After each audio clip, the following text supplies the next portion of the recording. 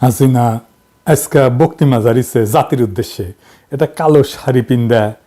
তোর বর তো আগেই মরিছে, তুই কালো শাড়ি পিন্দুছু কে? দেখে ভাবলাম যে তোর নাগর মরিছে, পরে দেখলাম না মরে নাই। তোর বক্তিমা শুনে ওকে অনেক গ্যাল পারার ইচ্ছা ছিল, পারবো না, কারণ উই একটা মেডিকেল মার্ভেল। কেন মেডিকেল মার্ভেল মানে ডাক্তারি বিদ্যায় একটা বিষয় কেন, এটা পরে কমুনি। কেমন জাউরা দেখেন, কয় মাইয়াদের উপরে হামলা করছে নাকি আন্দোলনকারীরা। শোনেন, মেয়েদের হলে ছাত্রীদের উপর আক্রমণ করা হয়েছে এবং লাঞ্ছিত করা হচ্ছে। মানে ওই কভার চাচ্ছে যে ওর ছাত্রলীগের নেত্রী করে যে থেরাপি দিচ্ছে না হাঙ্গারে মাইয়ারা, সেটা তো থেরাপি তো দিচ্ছে মাইয়ারা। হ্যাঁ, তাও তো মারেনি, কান ধরে উদ্বাস করেছে আর খুঁটিত বেঁধে থুইছে। এডিটর সাহেব দেখান না।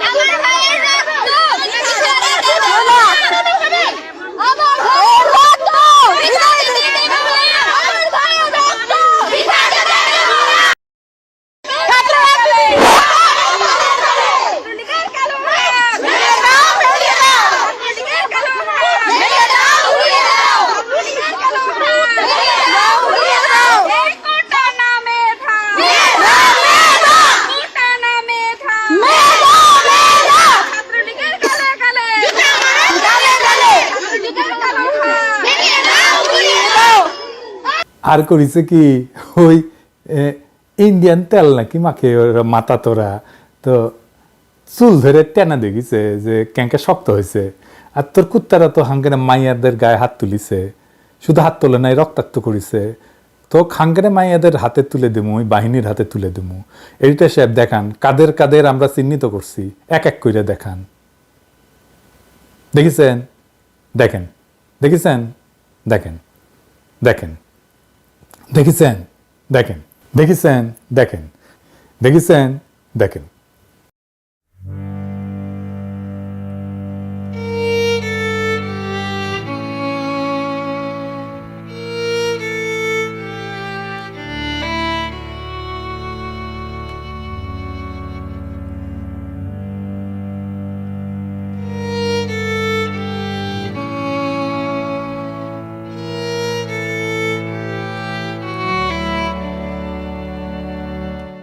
চট্টগ্রামে নাকি ছাদ থেকে ফেলে দিছিল আন্দোলনকারীরা।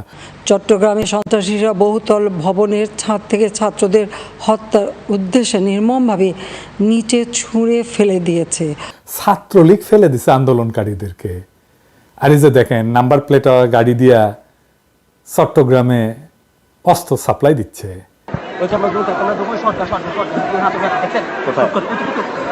গাড়িটা দেখেন,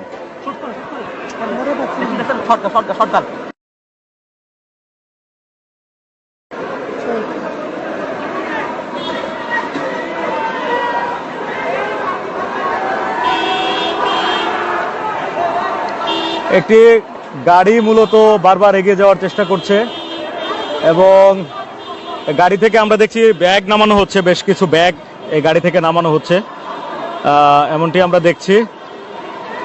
বেশ কয়েকটি ব্যাগ নামানো হয়েছে গাড়ি থেকে এবং এগুলো বিভিন্ন জন কাঁধে নিচ্ছেন, হেলমেট পরা বেশ কয়েকজন।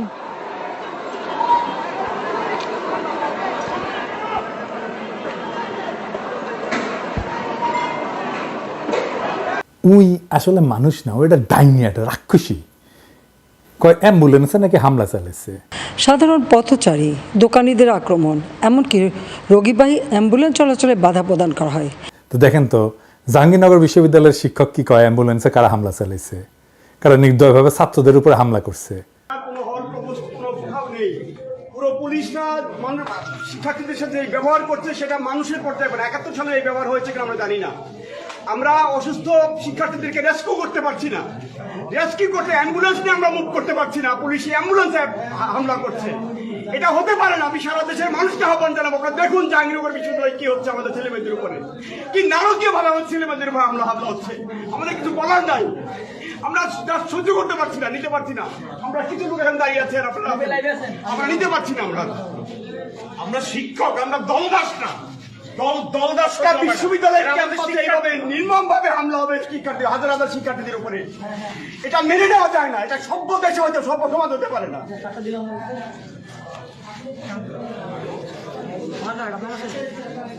100 জন শুটার আনিছিল ছাত্রলীগ জাহাঙ্গীরনগর ইউনিভার্সিটিতে। ছাত্রলীগের পোলাপান আগেই প্রকাশ্যে গণহত্যার হুমকি দিছে। দেখেছেন কারা শিক্ষকদের উপর হামলা করেছে?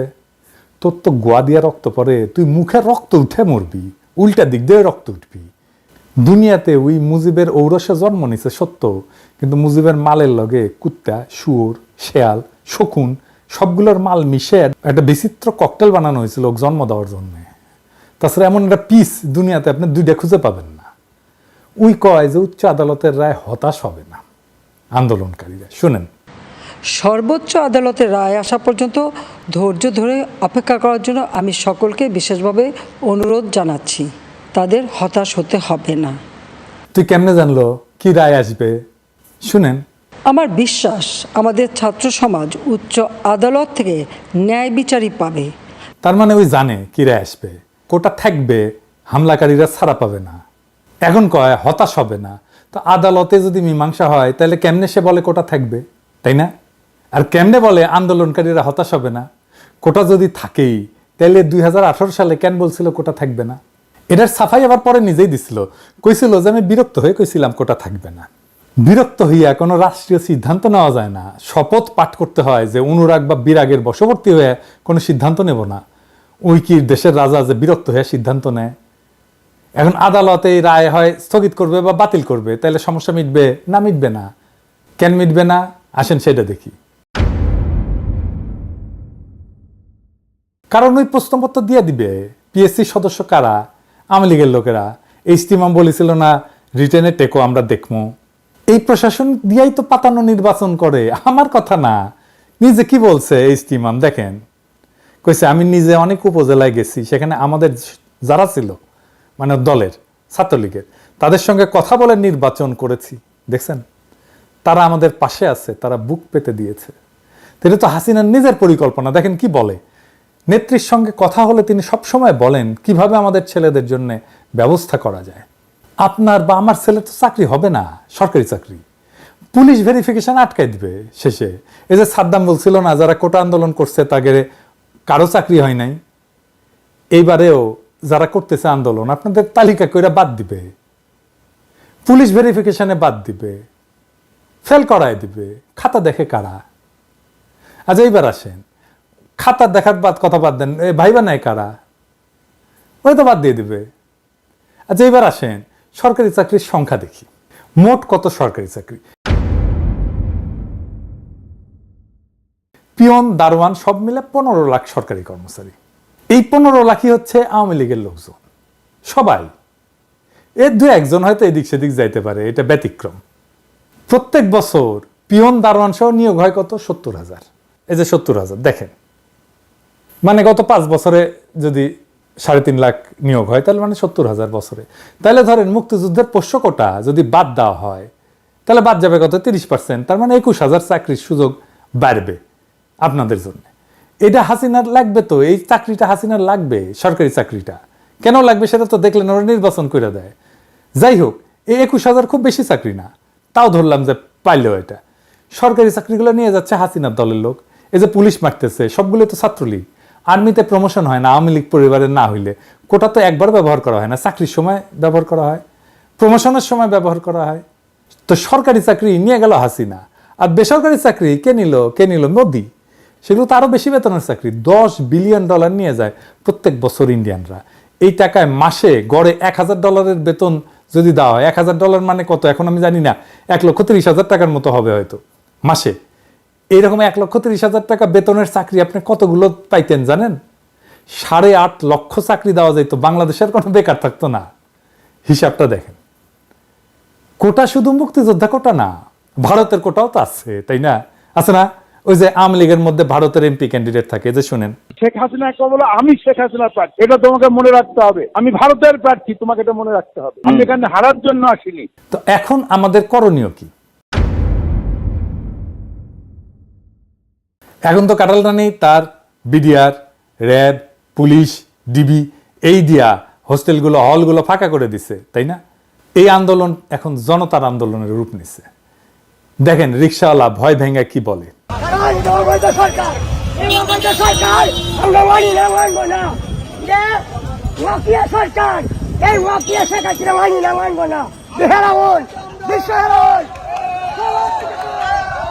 আমাদের মনে হয় এটা অযুক্তি না, কারণ মুক্তিযোদ্ধারা সন্তানরা চাকরি পাইছে, তার এখন নাতিরাও পাইতেছে, এটা তো সম্ভব না। কারণ আমার সন্তান কি করে খাবে, আগামীতে আমার সন্তান কি করবে?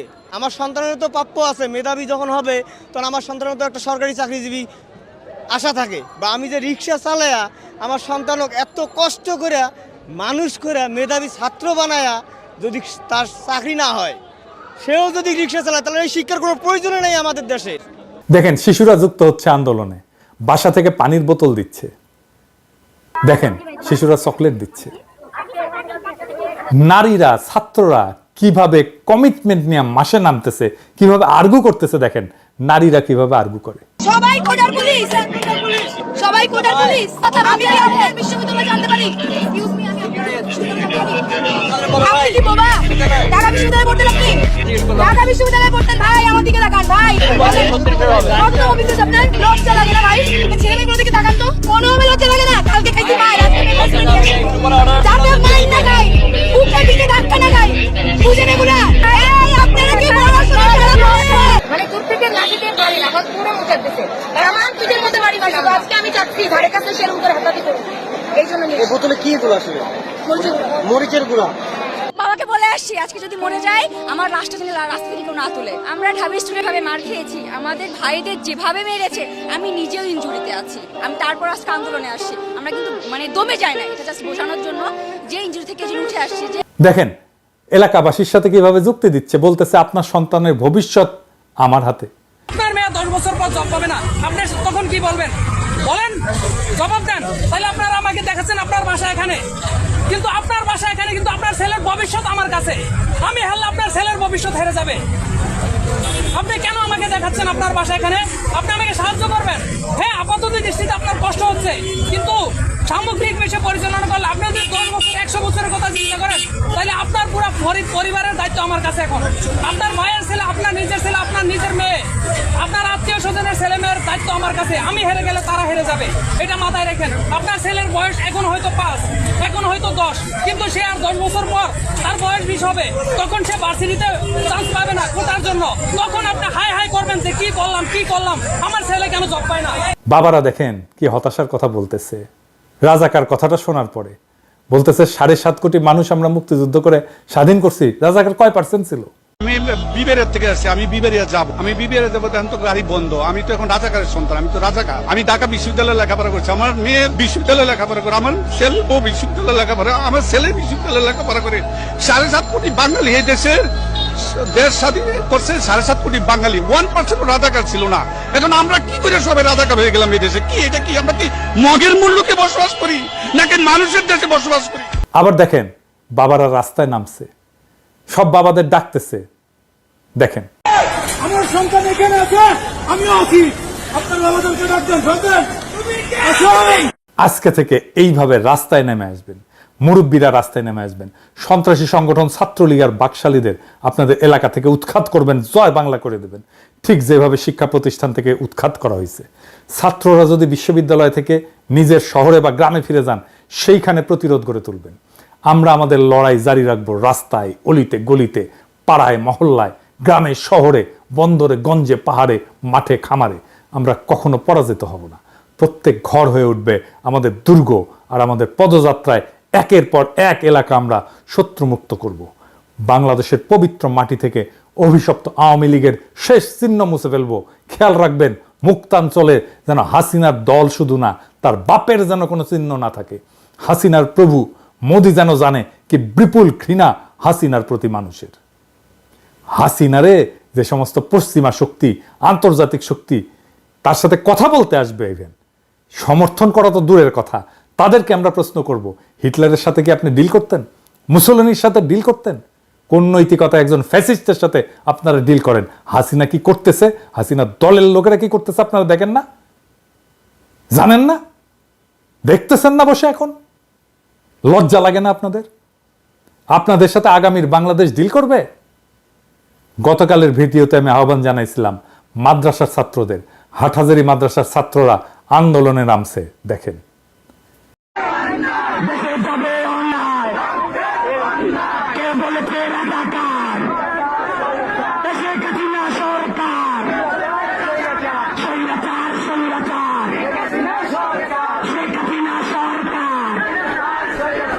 শুক্রিয়া আমাদের ভাইদের।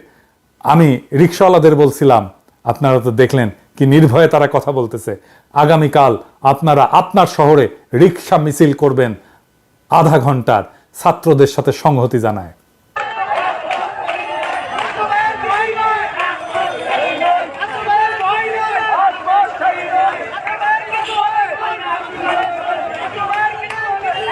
গার্মেন্টস শ্রমিকদের আবারও আহ্বান জানাইব, আপনারা আপনাদের দাবি নিয়ে মাঠে নামেন। আর একটা দলকে বলবো, বলা হয় নাই, আপনাদের অনেকেই আপনাদের সমস্ত সারা জীবনের সঞ্চয় নিয়ে শেয়ার মার্কেটে বিনিয়োগ করছিলেন, আর দরবেশ বাবা খাইয়া দিছে পুরাটা। নিজের সর্বস্ব হারানোর ওই বেদনা যদি মনে থাকে, আপনারাও নামেন মাঠে আজকে। হাসিনা বিজিবি নামাইছে, বাংলাদেশের অভিশপ্ত বাহিনী যারা বাংলাদেশের দেশপ্রেমিক সেনা অফিসারদেরকে মারছিল আর বাংলাদেশে ভারতের দাসত্ব শুরু করছিল, তাদেরকে নামাইছে। পুরা পিলখানা তুলে ইন্ডিয়াতে পুশব্যাক করে দেব মোদির চালা। আপনারা বিজেপিকে দেখলেই বলবেন খুনি, জল্লাদ, অভিশপ্ত। দেখেন বিজেপি কিভাবে পিছু হটছে।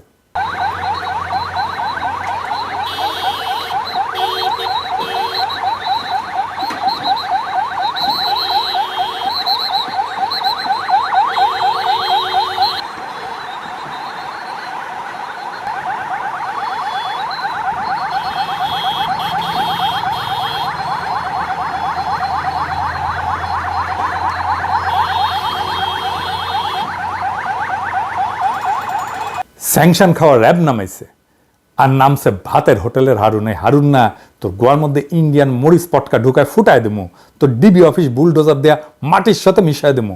কইছি ব্যারাকে থাকবো, ব্যারাকে থাকবো, ব্যারাকের বাইরে এক পাও ফেলবো না। দেখেন ক্যাঙ্কা করে প্রতিরোধের মুখে পালায়।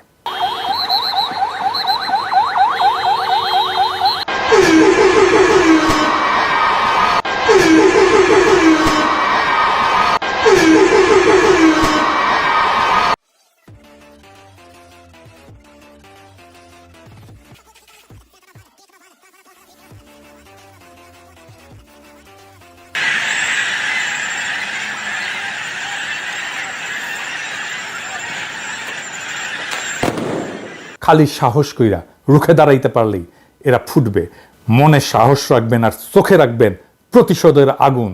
মনে রাখবেন শৃঙ্খল ছাড়া আমাদের হারানোর কিছু নাই, কিন্তু আমরা অর্জন করতে পারবো বীরের জীবন। ওরা একবার আমাদের হটাবে, আমরা আবার সংগঠিত হয়ে তরঙ্গের পর তরঙ্গের মতো বারে বারে ঝাঁপায় পড়ব, যতদিন খোদা তাআলা আমাদেরকে বিজয়ী হওয়ার তৌফিক না দেন।